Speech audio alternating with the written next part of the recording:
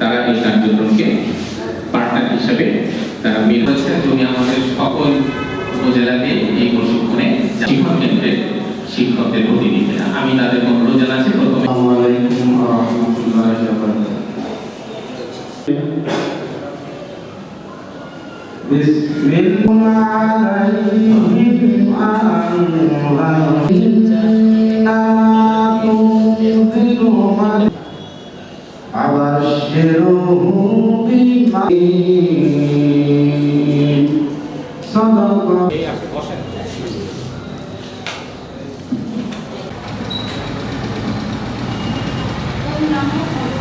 আমরা এই 5 দিনব্যাপী বিষয় খানপুরে 7টা, খোকসা ইউনিয়নে 7টা বেদবাড়ি সুপারভাইজাররা অংশগ্রহণ করে।